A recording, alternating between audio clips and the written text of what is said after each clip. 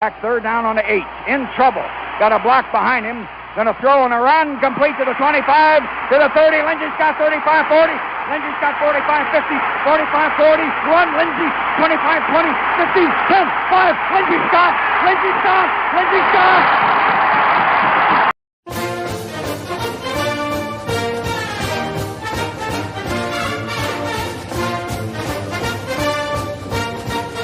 Greetings, everyone. Welcome to Dogs Down South on a Wednesday night, where we're covering all things fall camp as well as SEC preview week 4. Actually, that's the SEC preview part 4, not week 4. We've been, for the last few weeks, going over what we can look for in the SEC, what teams are expected to do well in certain areas, but also just kind of previewing what teams have what coming back and what to expect as far as who Georgia may see and how the SEC is going to look and pan out for the future. So excited about that. Welcome tonight. If you're joining us on YouTube, we are trying to hit that 1,000 followers on YouTube. So do me a favor, if you are listening to this later on, or see it on Facebook or YouTube, make sure you're hitting that follow button so we can get to 1,000 followers over there.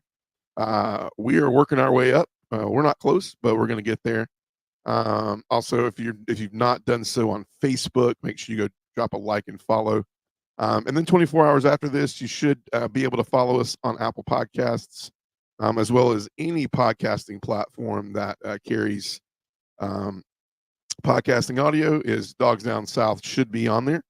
So make sure you go and you follow and like, and you can catch this 24 hours later when you're riding in your car, or maybe wanting to replay some of these episodes so you know what to expect as you get into this SEC season and this football season.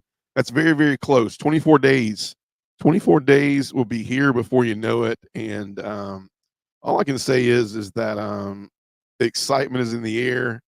I know that there's been lots going on, a lot of fall camps kicking off at different times throughout this week and some last week, and you're getting glimpses of college football teams all over the United States starting their fall camps. And so it is definitely around the corner as you kind of tune into some breaking news outside of the conferences here and there. Injuries are at the top of a lot of plates already. Some very significant injuries to some SEC teams just in the first few days of fall camp. I know the biggest news coming out of Texas today is I think the kid's name is TJ Baxter, starting running back for Texas. Very bad news for him. He did tear his ACL in practice. I think it was yesterday it happened. They were hoping for the best, but it looks like he will miss the season. So that's a big blow to the Texas Longhorns. I mean, but they're built like every other SEC team. It's next man up for them, but they definitely, after a really solid showing in the 2023 season, 24 season, they were looking for big things from him. So, but injuries are definitely at the forefront of everyone's mind as fall camp opens. I know Kirby in his presser talked about there's still some bumps and bruises here and there in some of our players, and we went over some of the injury reports coming into camp last week. So if you want to go tune in to episode 20 last week on Apple Podcasts, myself talked about who was coming into camp healthy, who was still dealing with a few injuries, and so on and so forth. And so we're about 3 or 4 practices in, and so we're going to jump right in tonight to some fall camp notes. Want to hop in really quick and talk about this is the time of the year that Kirby starts to allow some of his assistant coaches to do some interviews. One of the only times during the year, really. He's more about keeping the main thing, and this is no different this year, especially with even new coaches that are coming in. So he all gives them their shot during fall camp to make sure they introduce themselves, make sure they answer questions, because they don't see the mic a lot for the rest of the year. It's business as usual. And you see him on the mic a lot and controlling some of the questions. And obviously, he learned from, in my opinion, one of the better coaches to do it the right way as far as the media is concerned, and that's Nick Saban. And so Kirby doesn't really play around with that a lot. And so he gets it all out of the way in fall camp. And so the good news is we've been able to hear from some assistant coaches here or there, and I'm sure throughout fall camp we'll hear from more of them. But we'll talk about what we heard from Glenn Schumann, the defensive coordinator this year, who we dropped the co defensive coordinator off of his role, and he is now the defensive coordinator. It's solely him. With a really, really great support staff. We'll talk. We heard from Travaris Robinson, who is the new secondary coach for the University of Georgia, and how his relationship with Will Muschamp brought him in, and what he's been able to do so far, and the relationships he's built as he's entered in, the difference he's making. And we're going to talk a little bit about Carson Beck and some key differences that we're seeing already in fall camp this year that we did not see at this time last year. And then obviously we'll hop in, and man, I highly encourage, because this will be the controversial night of SEC preview, because we're going to be previewing some teams that are a little closer to home. Obviously, some crosstown rivalry things. We're going to be looking at Auburn tonight. We'll be looking at Tennessee, as well as Florida, and these are all three teams that Georgia plays this year. Tennessee being at home, Florida obviously neutral site, aka not neutral site in Jacksonville, Florida. And then I think I said Tennessee already, and then Tennessee and Auburn are both at home. So interesting preview night as well, and that's how we'll kind of close the night. And then that sets us up for next week, where we preview the two teams that a lot of sports writers are saying are going to be the ones that are standing at the end. But it's a long season. It's a big season ahead, and it hasn't even begun yet. And predictions are predictions, but until you start seeing them kind of put two and two together on the football field, you don't really know what a lot of these teams are going to hold. You can only kind of predict what they've done in the past and the talent they've brought in for the future. So, but Texas and Georgia will be our last two teams that we preview next week, before we hop in and really do an in-depth dive on Georgia the next week, and talk about what we think to expect coming into fall camp, who's made the breakthroughs as we start fall practice and getting ready to actually probably plug in some Clemson game preparedness, and we'll talk about who we think is going to be actually in some starting spots. We all know Georgia and Kirby. You know, you don't see a lot of giveaways in the depth chart. You usually see either, I mean, even at the quarterback position, you're going to be seeing Carson Beck or Gunnar Stockton. So we know Carson Beck is going to be the starter, but you're going to see the "or" tag in the middle, because that's just how Kirby does it. Strategy is in everything coaches do now with NIL and the portal. And, you know, let's just be honest, in 2024, feelings get hurt if they're third on the depth chart, but you look a whole lot better if you're second on the depth chart and your name is either A or B. So you really don't know who they would go to in that time frame. I think they know, but I think for media purposes and the public and their peers, they don't really know what they're going to go to, unlike some teams who are pretty much straightforward with it. But let's hop right in. So Glenn Schumann spoke a couple of days ago, and for what we know of Glenn Schumann, you know, we think Glenn Schumann's this quiet, you know, guy, and I've seen Glenn Schumann coach this team, this defensive team up many a times. He's been with Georgia, and he was with Kirby in his Alabama days, and he can get pretty exciting. He can get pretty riled up. I don't think you cannot be exciting and vocal if you're a coach on, you know, this Kirby Smart led Georgia team. That's who he is. That's how he functions. He believes in accountability, and he's very, very clear and accountable and loud about that, as a lot of players and coaches have said on the mic at practices. You can hear it ringing throughout the campus on days like today, where fall practice is continuing to go. But with that being said, I think a lot of the DNA of the coaching tree that we have is very similar. And so even though Glenn Schumann can come across as a very quiet guy on the outside of the walls of the stadium, when he gets in there, he's a pretty aggressive, pretty loud, pretty quick-spoken guy. It's very hard sometimes to understand what he's saying. I think the players do, but sometimes when he gets going and is excited and he's talking in a huddle and you catch a glimpse of it, you really don't know what he's saying. But to get to know a little bit about Glenn, you know, he talked a lot about in his presser about the additions of Travaris Robinson, which we're going to talk about very soon, and his relationship with Will Muschamp, and how, you know, it was a blessing in disguise to be able to obviously keep you know, Coach Muschamp, because, you know, we all thought at some point in time that he was going to step aside take a back seat to everything, kind of follow his. He's got a son that's going to be playing at Vanderbilt this year, and so step back and kind of follow his kids and try to be more a part of that. College football from a full time part of coaching is so in depth now. You don't see much of your family. I mean, it's recruiting nonstop, and then you get a little time in this recruiting, and then you have the season, and within the season you're recruiting, and then early signing period, and then late signing period, and then spring practice, and then the next thing you know, fall practice is here like it is. So it's definitely it's grueling, and um, it's only for some coaches, especially in the college football ranks. I think that's why you've seen a good bit of coordinators in the college ranks go the pro route because I mean it's pretty nice to only have to work 4 to 5 months out of the year, and the other 7 you're basically at home with your family, and that's a good option for a lot of these coaches nowadays. But he talked a lot of it about T. Rob and Will Muschamp's relationship.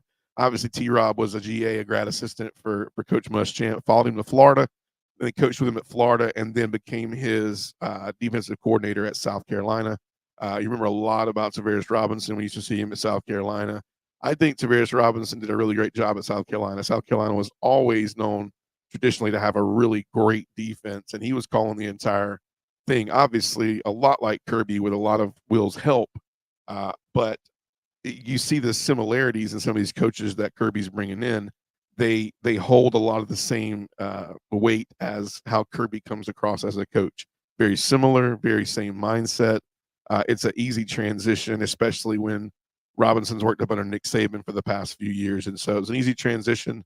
When Schumann and Kirby went to see T. Rob, I heard it was pretty simple, pretty clean cut. It wasn't what the media started up to be, where he had a ton of back and forth. He was pretty much sold on becoming a part of the Georgia coaching staff, and he's very happy to be here. But Glenn also talked about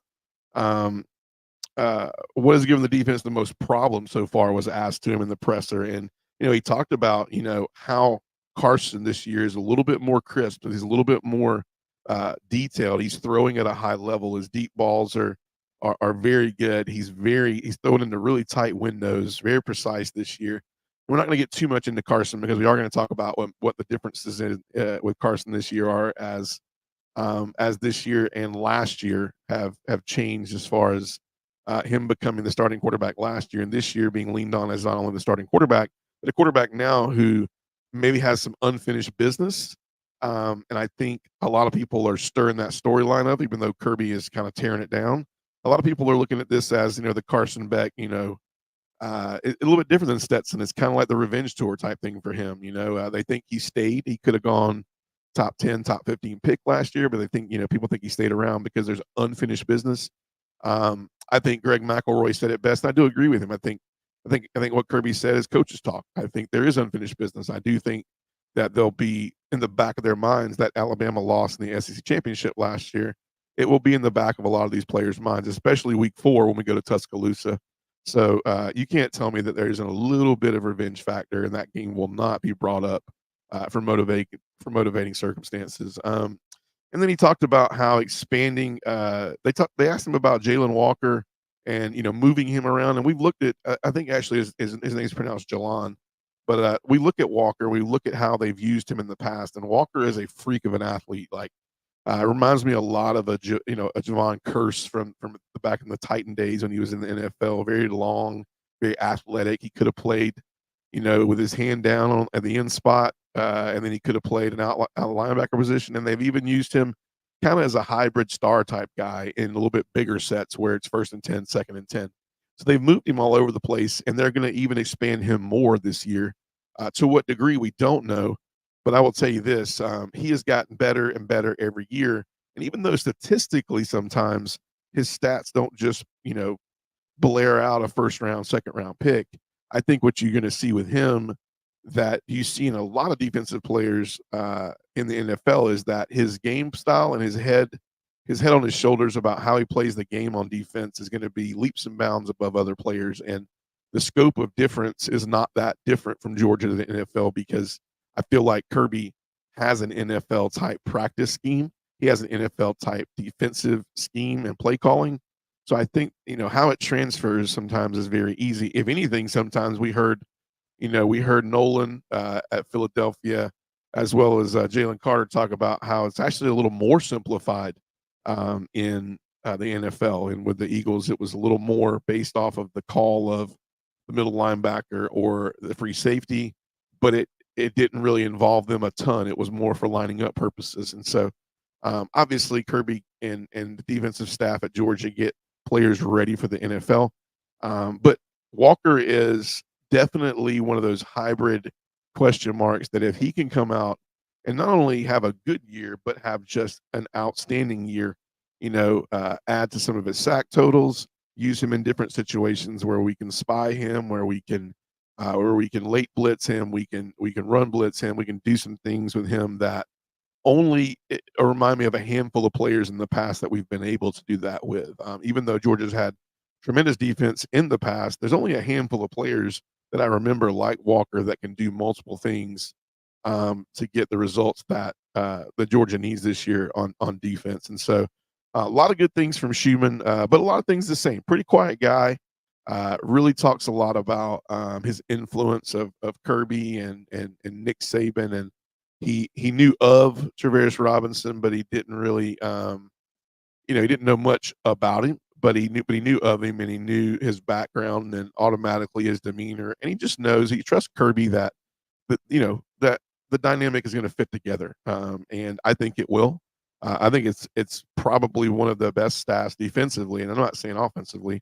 I'm just focused on the defense. I think it's one of the best defensive staffs, top to bottom, that you could put together for any college football team. So, and I'm not being biased. I mean, you potentially have a head coach and two defensive coordinators on your coaching tree, and instead they're the defensive coordinator, secondary coach, and cornerbacks coach, right?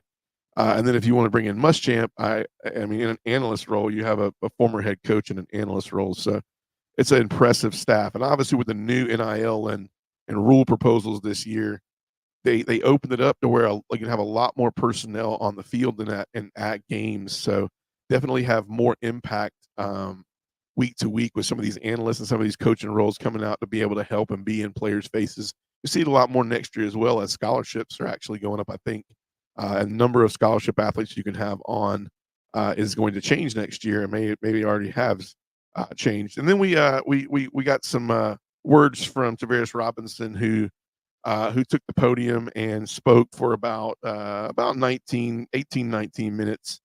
He was asked about one of the stories that I really want to focus on before we go into SEC preview 4 is he talked a little bit about Malachi. He was one of the first guys that he had a relationship when he stepped in. He said, I'm gonna kind of paraphrase some of this. He said, "Man, Malachi's a great kid." He said I talked to my kids a lot about Malachi. He said Malachi's a guy you want your son to be like. And I'll give you a quick story. He says he was gaining a little weight. To be the first person to say it. And he told Malachi he was going to start running.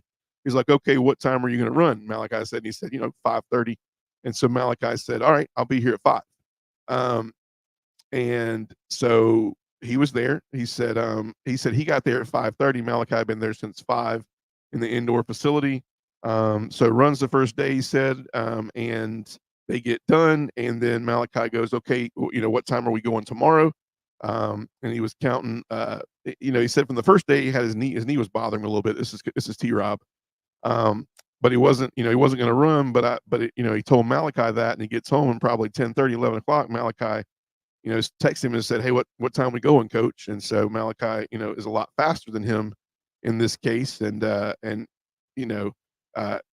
basically the next day, T-Rob went out there, met him. They were both there at 5 again. He strained through the whole thing, doing a lot of things, some of the same things from the previous day. But for about 3 or 4 days in a row, Malachi was there not only just to run some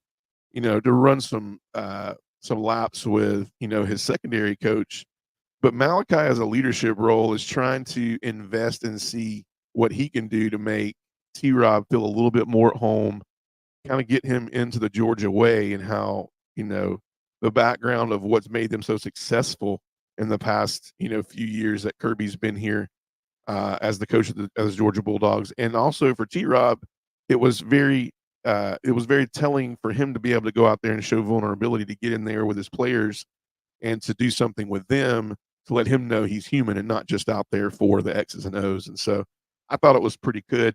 He mentioned how Malachi has done an incredible job of holding people accountable during fall. Um, he's a great. He said he's a great football player. He's a ball hawk. But at the end of the day, he holds people accountable. He holds himself accountable, and that's why he's a great player. And I thought it was a really cool story from T. Rob. He goes on to talk about the difference in Nick Kirby and Saban, and I'm going to be brief on this, but he said, first of all, I would say, he pointed to the microphone. He said that would probably be the main difference as far as the energy and different things like that, getting after guys and holding guys accountable.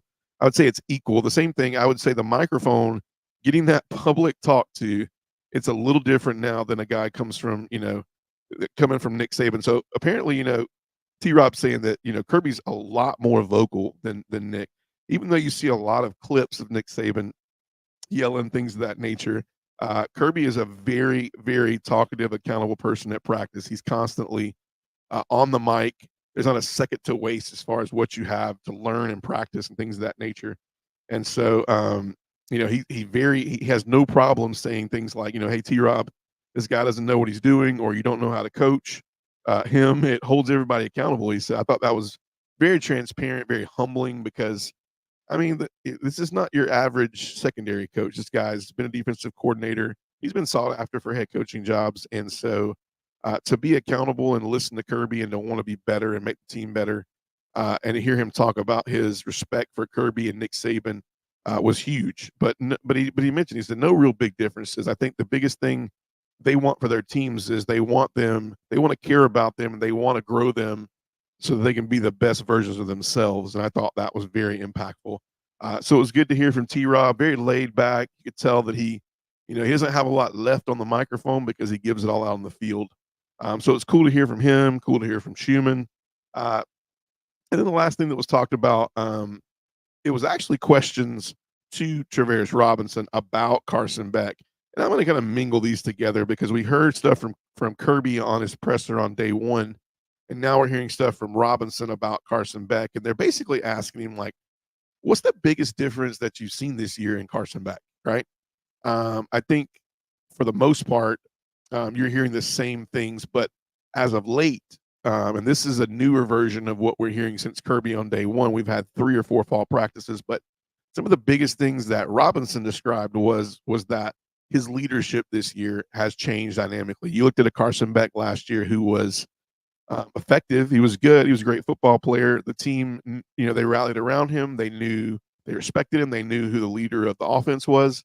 But this year, he's kind of in more of a commanding leadership role. He's an accountable guy. He's last year he was just trying to figure out who he was and figure out what he needed to do to be successful and be a great quarterback at University of Georgia, because it's going to be intimidating coming into fall camp, because they'll tell you, and Malachi even mentioned this on media days. He goes, we know on day one, I'm Malachi Starks and that's Carson Beck, and we don't have a job yet.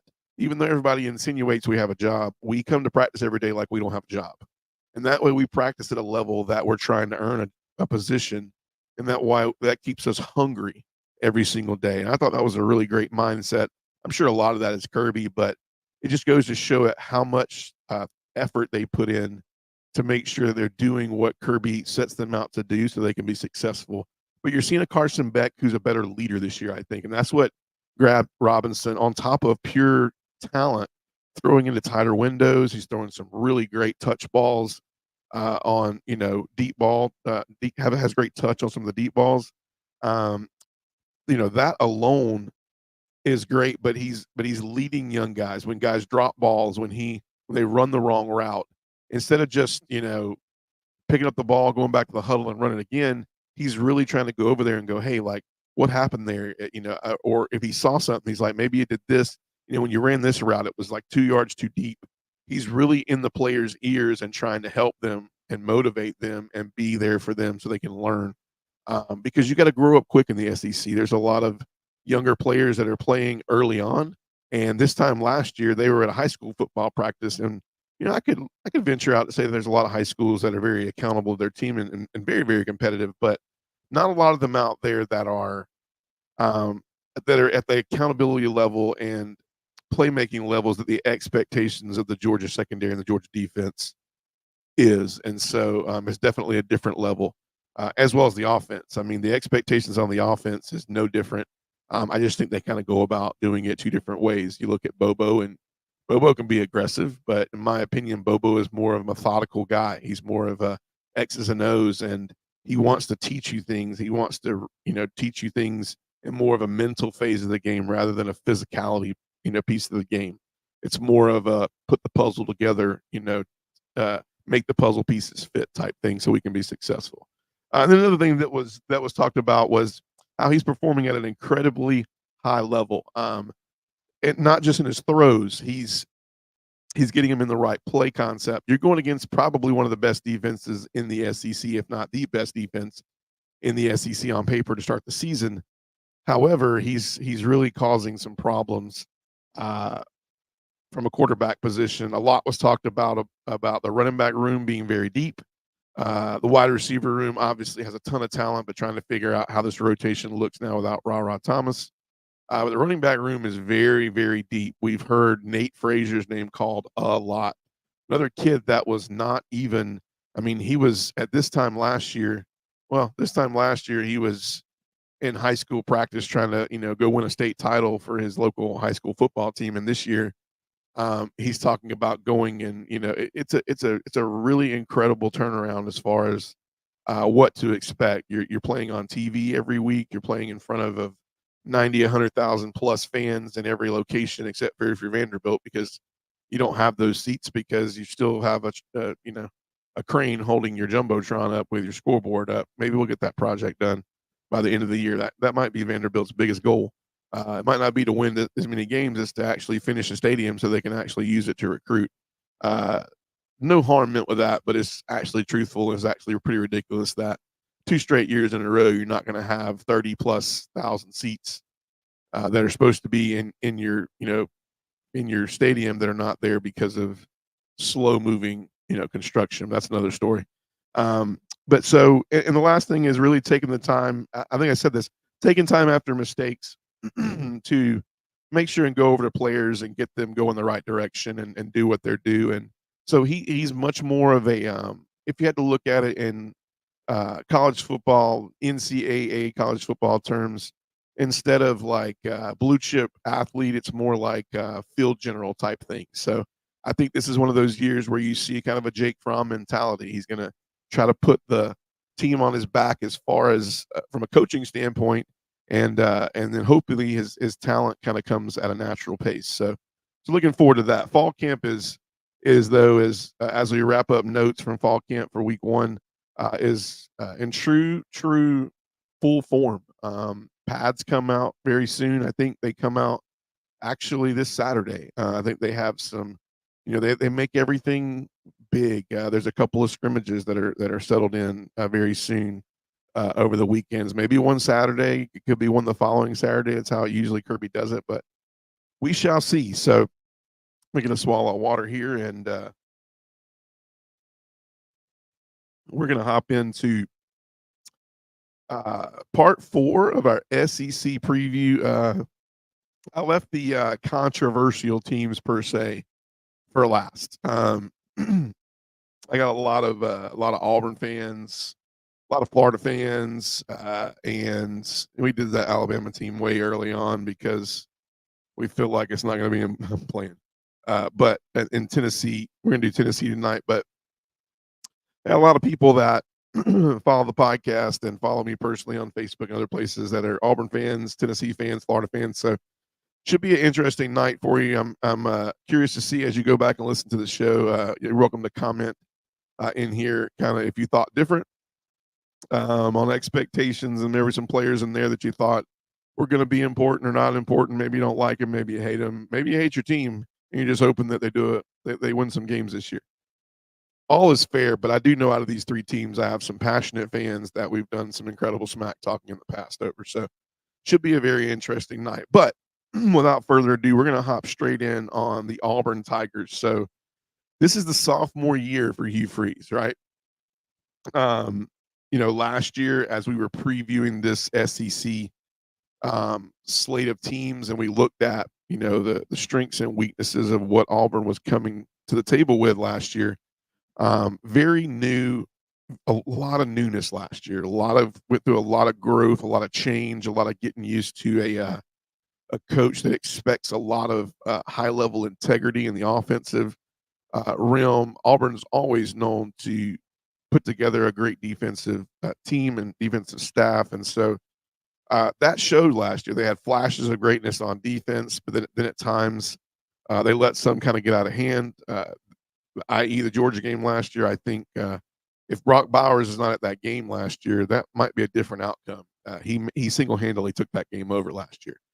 And then you looked at plays like all the Iron Bowl last year, Auburn, Alabama. You look at what happened in the defensive blunder of Jalen Milroe being able to run around for 30 seconds and then throw a Hail Mary to the corner to Isaiah Bond, and it get caught. And you just look at that and you look back and you shake your head. I was watching that game and I was like, I was in awe. I was like, how did that even happen? Like, how did he catch that ball? Better yet, why was he that open? Right.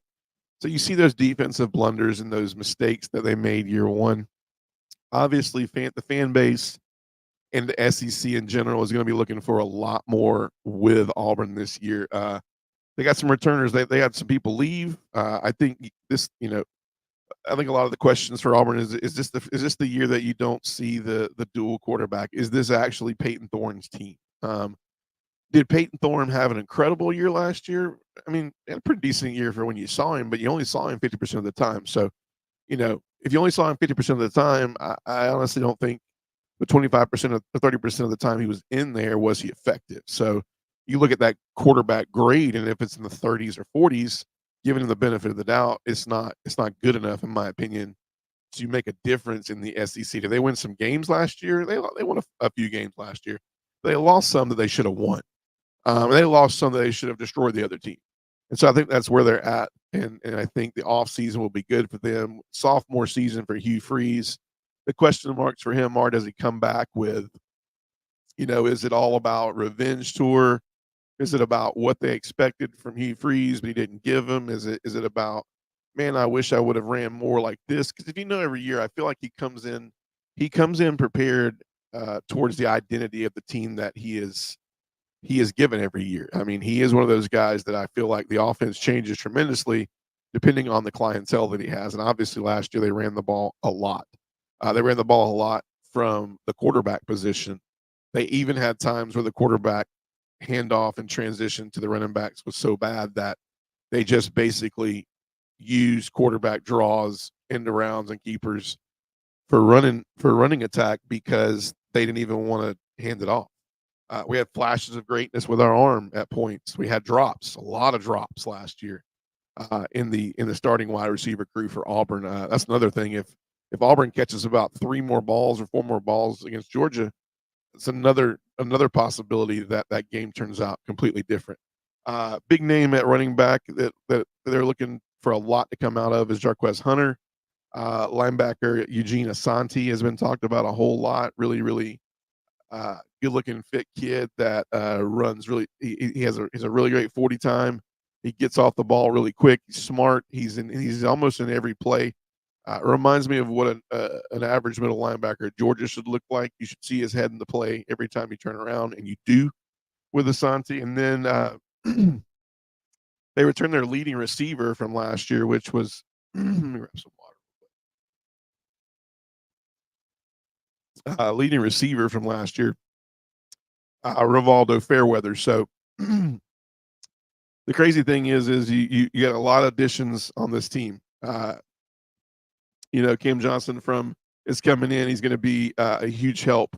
They got some portal help at receiver, but that's not to say Rivaldo Fairweather is a bad tight end or anything like that, or why is he the leading receiver? I think he had some opportunities last year where they were in some sets where they wanted to run the ball effectively, and he was in there in a lot of it. So he got a lot of those dump downs. He got a lot of those routes where, we changed the line, we changed the play at the line of scrimmage. And so I think that's why he saw a few more balls thrown his direction. And there's a ton of drops last year. Ton of drops in that wide receiving core last year. that has to be better for Georgia to win some games this year. A lot of people have great expectations for Auburn. Auburn has a schedule that can set them up for extreme success. However, if you look at them on paper, they could go 7-5, 8-4, or they could go, 5-7 and not even go to a bowl game. You don't really know. Breakthrough players, I think I said Johnson earlier. It's definitely Cam Coleman. I apologize. Freshman tabbed as top 5-star wide receiver coming out of high school this past year. He will start right off rip. A lot of people have kind of said he reminds him of a lanky, very quick, efficient um, AJ Green style receiver coming into Auburn, and we all know what AJ Green was on year one at Georgia. So a lot of expectations for Cam Coleman, and then the name floating around, freshman All American defensive end Keldrick Falk is a name that's been thrown around. I know uh, some of my Auburn counterparts have a few more players they have in mind. I heard the last name. I think his name's Walker from Sly County. I've heard great things about him. I've heard he's going to be definitely a difference maker and going to see some more time this coming up year. Strengths for Auburn. Um, I feel like on offense, I think Peyton Thorne isn't looking over his shoulder this year at Robbie Ashford. That's huge. I remember last year when we covered the entire SEC, and I said it over and over and over. I'm like, how in the world can you expect greatness from Peyton Thorne and expect him to run an incredibly, complicated offense that Hugh Freeze brings to the table? And he's constantly going, am I the man? And he steps in the huddle and he goes, who's with me and who's not? Like, who's expecting Robbie to be in here right now? Who's expecting me to be in here right now? There's no confidence there. And when there's no confidence in, it's not that they're not confident in him as a player, but I think the quarterback position is a leadership position first. And then the second thing is all right, now we can work on how we're going to distribute the ball. But it's definitely a leadership position first and foremost. When you look at another strengths, you look at 5 home games to start the season. 5 home games. In my opinion, there's some games on there that are must wins. I feel like, when you look at the chunk of the away schedule, they're tough games away. You got Alabama, the Iron Bowl away. You got Kentucky at Kentucky. And I think Kentucky's going to be, I say this every year about Kentucky, and we actually preview Kentucky, but I think Kentucky could be sneaky this year. But they're only going to go as far as they either blunder or they lose some early on, and then they finish really strong. I don't know if you'll see both. And you got Missouri. At Missouri, we all know how Missouri is crazy improved this year. Offense is going to be off the charts, one of the top 10 offenses in the country. And then Arkansas at home, very crucial game, along with a couple of other tough games on the home slate. Texas A&M at home later on in the year, so it's going to be a toughie for them. But you get those games at home.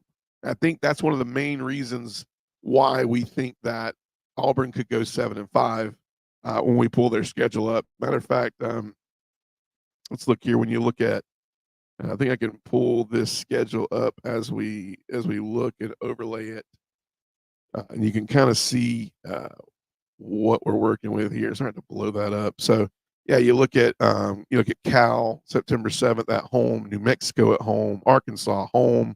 You get Oklahoma at home. So you got 5 home games to start the year out, and then you got to go to Georgia. You got to go to Athens to play Georgia. You got a big slate in the middle. You got Georgia, Missouri, Kentucky, and then you finish off with A&M and Alabama. So who knows? I mean, when you look at what they're capable of doing, it's going to stem a lot off of those first 5 games. Depth at linebacker with experience, McLeod, Keys, Asante. Those 3 guys right there have a lot of experience.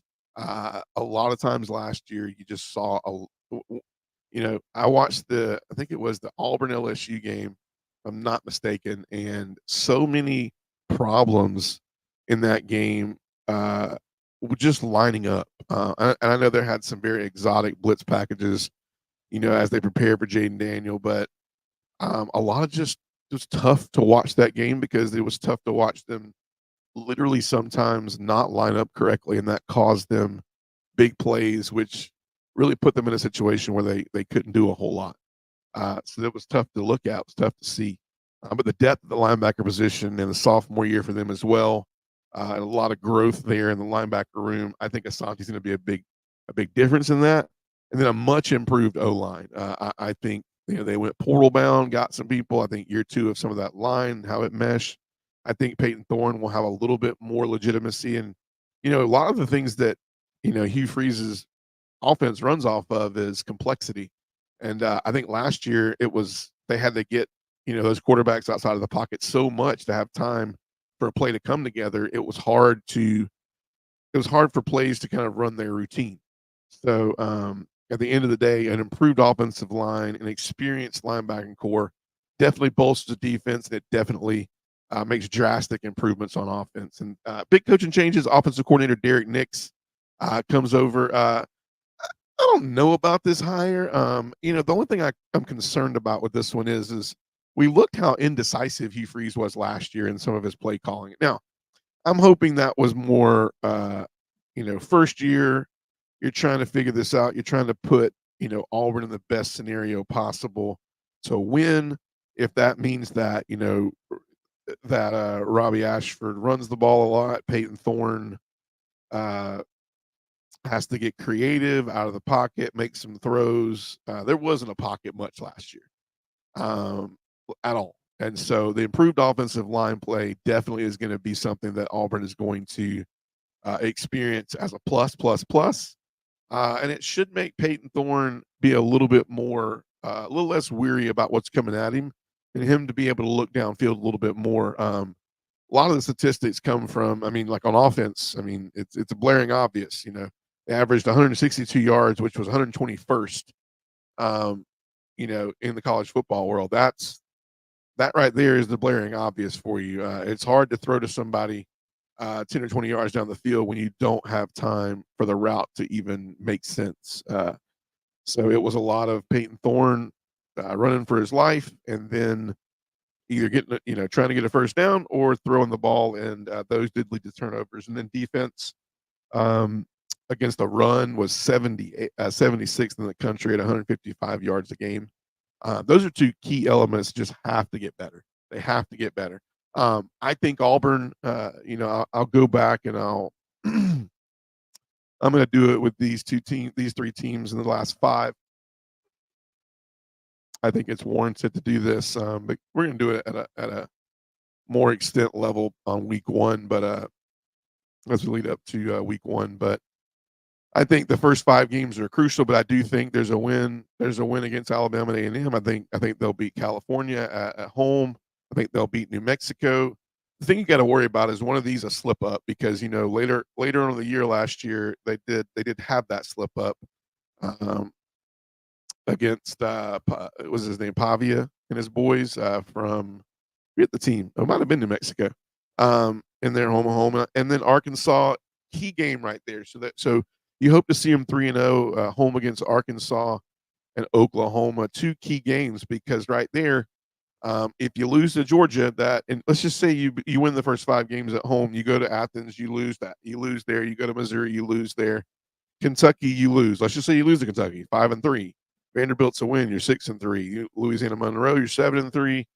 I think Texas A&M is a loss, and I think Alabama's a loss. I think 7-5 is why. I think that's why they're saying 7-5.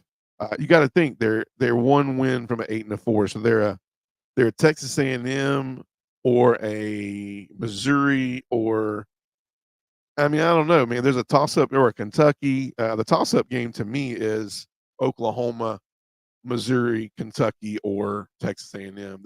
That's going to be, they got to win one of those, 2 of those. Matter of fact, because we're in order to be 7-5. They got to win 2 of those. So we shall see. We shall see. But that's kind of where I see Auburn at. The old saying, they'll go as far as, I don't think they'll go as far as Hugh Freeze, but you got to see sophomore year right for Hugh Freeze. You got to see him getting some things back right in the SEC and setting his team up for success. Hopefully, I think this guy's name is Walker. I don't know his last name, Walker. We previewed it earlier on, but talented freshman. I don't know. I'd be curious to be a fly on the wall. I might read some news on this, even though we're not covering all the SEC. We're just previewing it this year. But I'd be curious to see what happens with all that. But for time's sake, let's keep moving tonight. We're going to hop into Florida really quick. Florida, man. A lot to talk about with Florida. I have a lot of Florida friends. This is going to be a controversial part of the show tonight. But a lot of the talk around Florida is how long does Billy Napier hang around? Is this it for him? What's the deal? I'm going to toss up the schedule here. We'll look at the overlay for Florida. Obviously, Miami out of the gates, Sanford, Texas A&M, Mississippi State, Central, UCF, Tennessee, Kentucky, Georgia, Texas, LSU, Ole Miss, Florida State. So I think what everybody's talking about is if you're not, I don't know, man, if you're not 4-5-0 by October 12th, I don't know if this these booster and NIL people are too happy about it, and I'll tell you why. It's because I don't know if there's a win in there against Tennessee, Kentucky, Georgia, Texas, LSU, Ole Miss, or Florida State. I mean, absolutely brutal last 5 games. Georgia in Jacksonville, Texas at home in Austin, LSU in Gainesville, although that's always a weird game, kind of like Tennessee. Ole Miss is in Gainesville. That's the only positive note about all these is you get a couple of those teams at the Swamp, and if they're playing well then, and if they're being led at a high caliber and some things are working out for them, then yeah. Then Ole Miss, Florida State and LSU become a little bit less of a toss-up and more of a get the job done. So there's a lot of different ways Florida could go. The reason why they're saying a lot about Billy Napier and will Billy Napier be around is you got to wonder if he's lost 1 or 2 of these. Let's say he goes in against Miami or a Texas A&M, and you lose those 2 games. You beat Sanford, you beat Mississippi State, which I think will be entitled. The game you don't want to lose after that is if you're 2-2 is Central Florida, which is right around the corner from you, and that's recruiting grounds, and you're 2-3 going in against Tennessee, or you possibly could be 2-4. Let's say you get the win against Kentucky and go 3-4. Loss to Georgia takes you to 3-5. Texas takes you to 3-6. LSU 3-7. Ole Miss 3-8, and Florida State 3-9. I don't see a 3-9 Billy Napier. I don't see him surviving, although we talked about it last week. And do you see, since the schedule has just been flipped, home and home, do you see this being another year that they see a repeat and just go either we ride it out or kind of we start from square one? I don't know. I don't know about that, but if I have I'll make my prediction at the end as far as what I think might happen in this category. But let's preview Florida. Obviously, running back Montrell Johnson, huge talent coming back for them. On top of Shamar Jones at linebacker, Jason Mitchell Jr. cornerback, and then Graham Mertz. A lot to talk about with DJ Lagway at quarterback. I like DJ Lagway, but Graham Mertz is definitely, how long is Graham Mertz there if this is Graham Mertz last year and there's nothing for him to win or gain out of the situation, but Lagway could be like, all right, I'm out of here.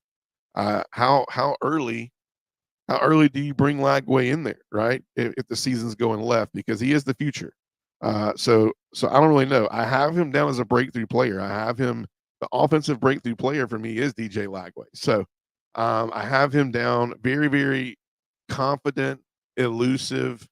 Those going to sound weird, but kind of Michael Vick type elusiveness, great arm like Vick, very I would just say very he's dangerous. He reminds me of a little bit better version of a Tim Tebow. He can do a lot of things to hurt you, Cam Newton style, with a better arm, better legs, and much more versatility than both of them, even though they're both incredible players. That's what makes him scary. And then on defense, you got LJ McCray coming back, number 1 defensive line recruit on 247, has a start has a start-ready frame. Like this kid. He's a big recruit for Florida. He's going to turn in some really great numbers this year. I think this is a Florida defense that needs some standouts. They need some players to step up. This is a secondary that hurt them last year. Uh, they didn't cause a lot of havoc last year. It was a defense that just kind of sometimes you felt like showed up a little bit flat.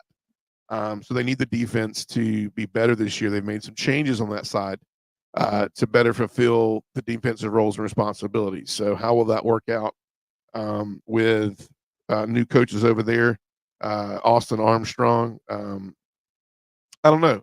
The jury's out on that hire. I don't know much about Armstrong, but I do know that either way, it's going to take a team effort to make sure that Billy Napier is not sitting on somebody's ESPN set by week 4.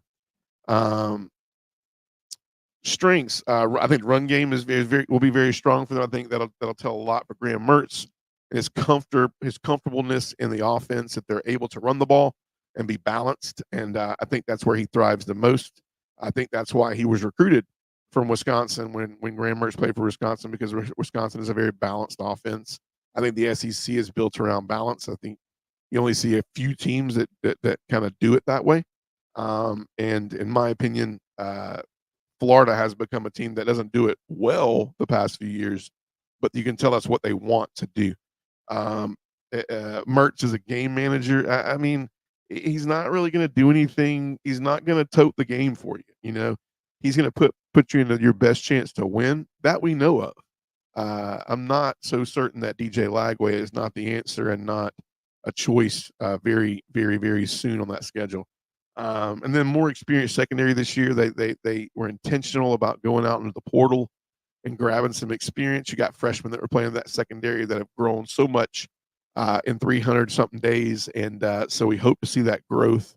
Their secondary was a red flag last year on their defense, in my opinion, which is weird because normally that's an area of a huge area of strength for Florida. So was tough to watch last year with the inexperience in the secondary.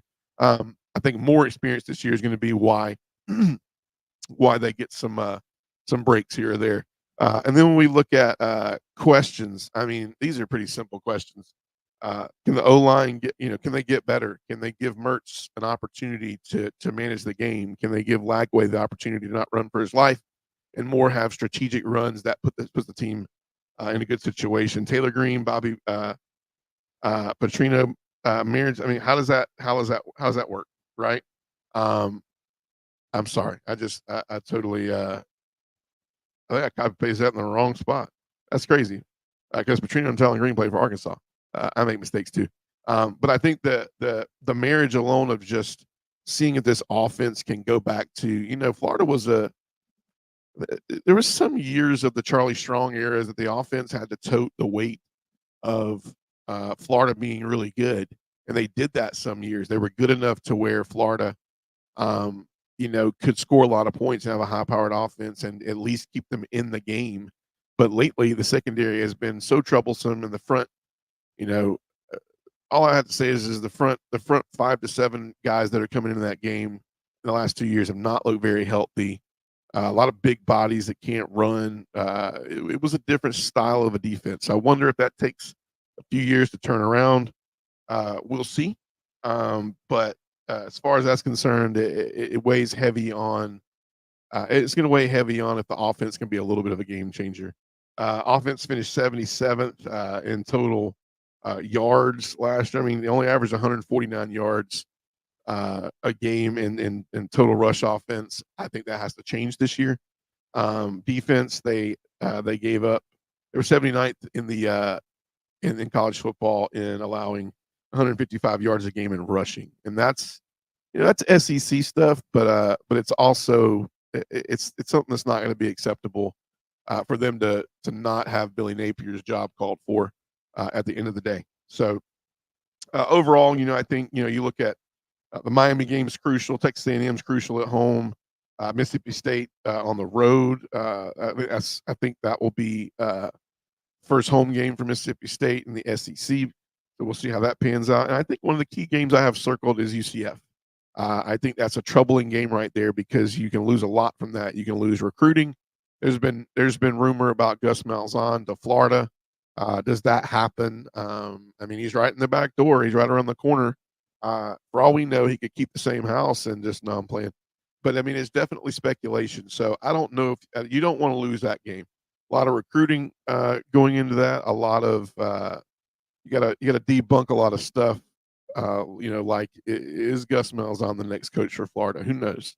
We don't want to have that conversation yet. I want Billy Napier to have a good year against everybody but Georgia. But if he doesn't, I can tell you that Gus Malzahn is on a list.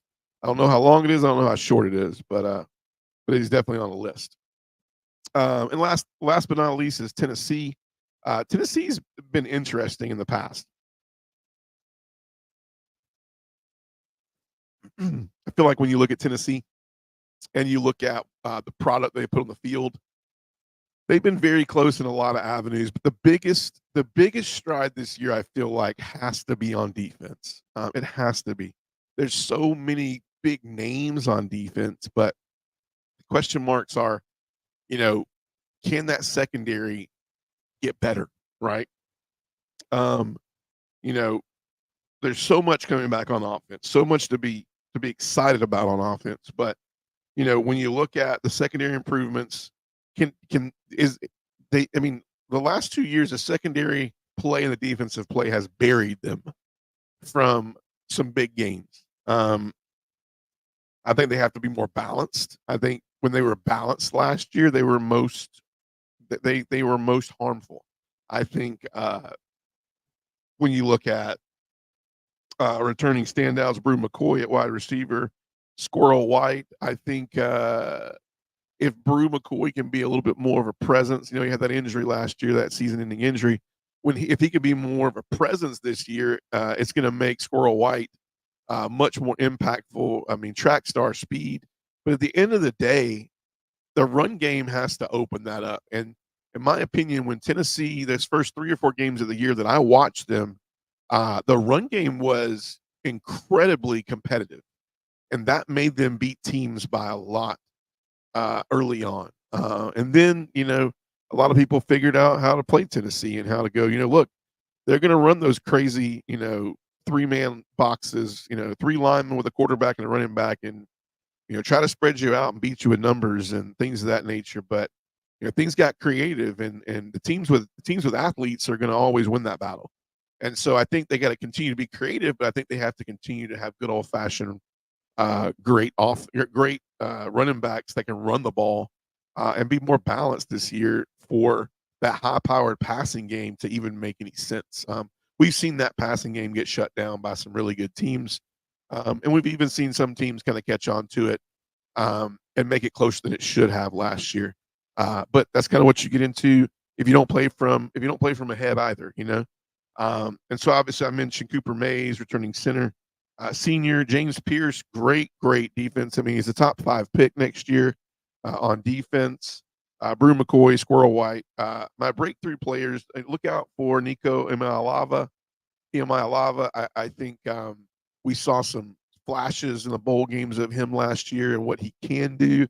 When I look at him and compare him to Milton and the quarterbacks of the past, the things I get from him is they just talked about a lot of his high school flashiness, his elusiveness, his ways he can make plays happen. A lot of people said, they looked at him and they kind of, he just said he makes things happen that when they're not supposed to happen. And that's all great and everything, but you're also in an offense that is very, very accustomed to, they're deadly when they're hitting those first and second checks. If you look at Tennessee's offense, their offense is the most deadly when they are able to hit the first and second checks.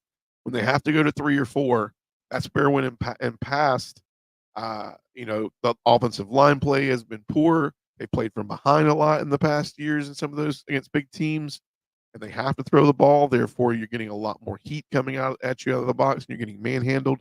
I see a different defense this year. I hope I see a different secondary, but I see a different linebacking core. I see a different, defensive line core. I see a very competitive defensive front. and linebacking core, but I just hope it transitions to the secondary. Otherwise, it's going to be kind of a same type year for Tennessee. Tight end uh, Holden Staes, Staes, Notre Dame transfer, number one tight end in the portal. Interesting there. Interesting to give a tight end who has a lot of pass catching experience a little bit of leadway in the offense. How are they going to prioritize that, right? We'll see.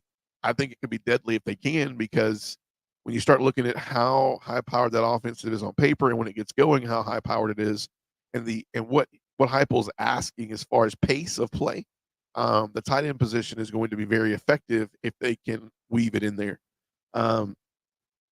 We talked about a lot about strengths. Talked about receivers being a huge strength as long as the run game is balanced. Very skilled, very deep at the wide receiver position. Veteran linebacking core, difference than last year. You're going to see a lot of leadership up there. You're going to see that defensive line and that linebacking core keep them in a lot of games this year. I feel like the receivers are deep. However, at the skill position in some areas, there was a lot of players last year that you saw that it's just going to be, can Heupel, is he going to be accountable enough to some of these players for them to understand just because your name's Squirrel White or Brew McCoy doesn't mean that you have a job every week. I think you could see this a lot in Tennessee last year when it was a defensive game, when it was a hard churned out game. You saw a lot of those receivers and running backs. I feel like they just, I don't want to call it they gave up, but it was challenging to them. They're used to going fast and succeeding and playing from ahead, and they got to be able to know how to play from behind and how to score from behind. Because a lot of the DNA of Tennessee last year was get them down and they'll stay down. And i.e. Georgia last year, when they got them down, they taunted a little bit. Of course, it didn't help that they made about 20, 30 phone calls to Stetson Bennett, prank phone calls to his cell phone the night before. But once the tone was set, it was set. And so I think that's the mantra that everybody had versus Tennessee. A lot of people took a little playbook out of Florida from last year, because that game's always a great game. Once again, question marks are, can the secondary improve? More balance in the offense. However, in that token, the O-line lacks depth. So how much depth do they add through the portal? What kind of attrition do they have? How does it look for them as far as the incoming freshmen they have? Can they get up to pace on a very involved offense, a very moving, fast-paced offense? That's the key. And then running backs depth is an issue. We talked about how, balance is the key. But also when you look at balance, if depth is an issue and you're looking for balance, then injuries can start to come into play as something that could then kind of hurt you in the future. No major coaching changes for Heupel. This is a year I think he's finally got some of the situations right, and he's able to go into it fresh this year. Offensive, it's hard to find a lot of improvements on offense. Sorry, I'm running on an hour right now. Let me give a short little pause real quick.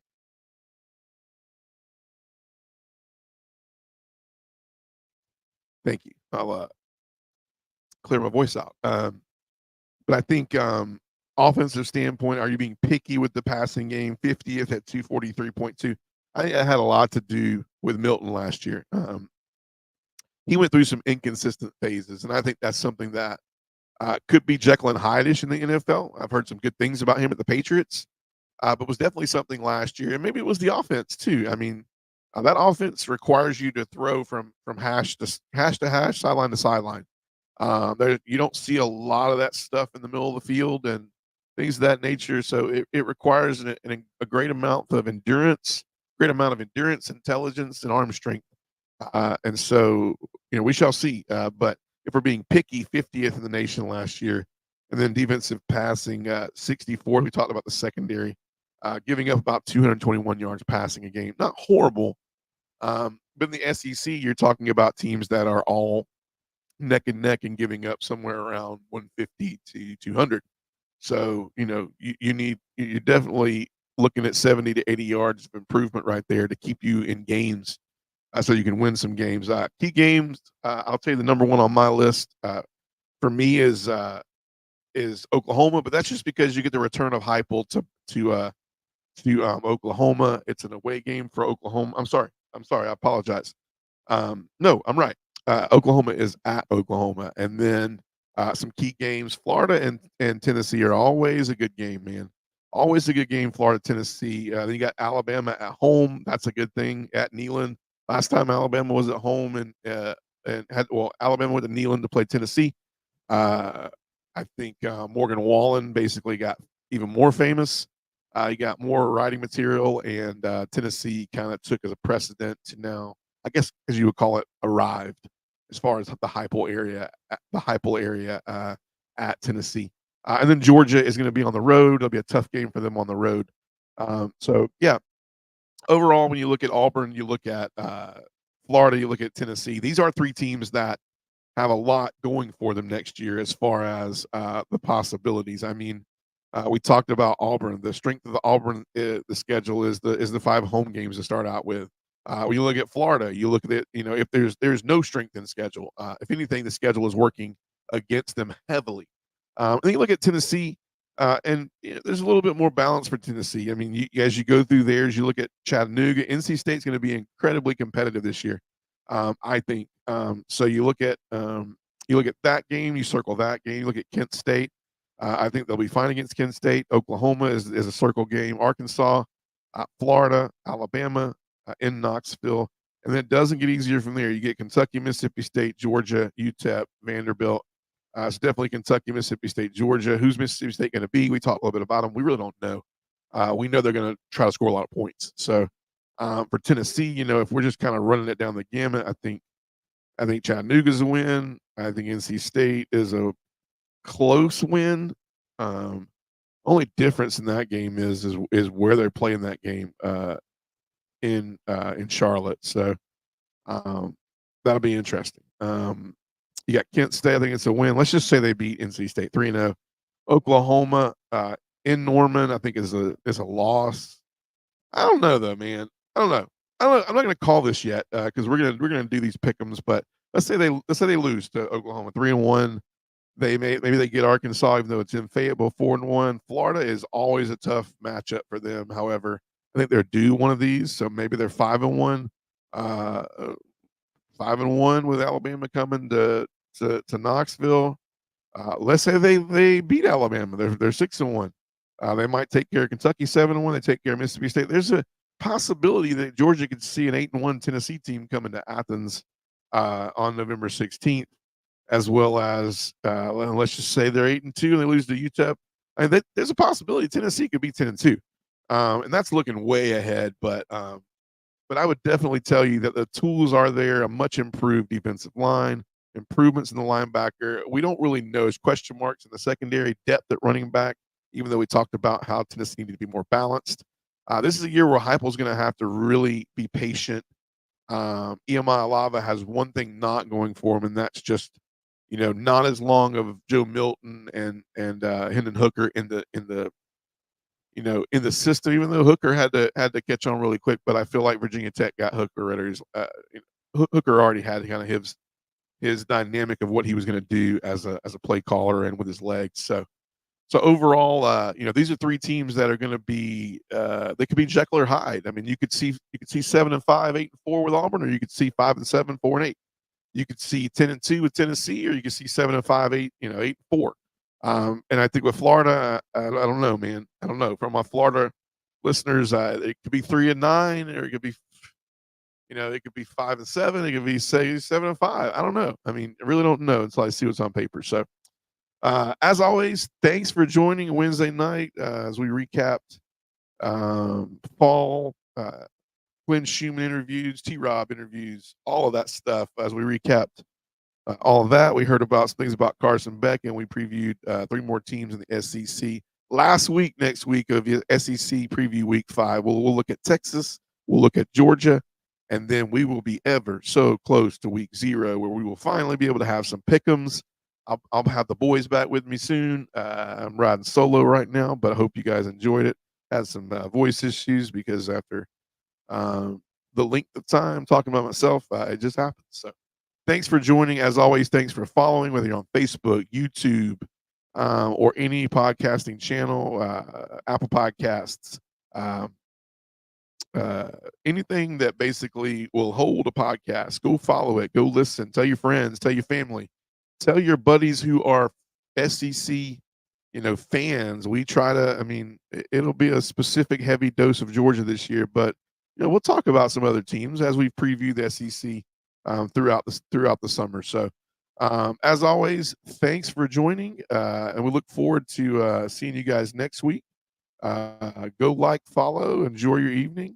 Have a good one, and go Dogs.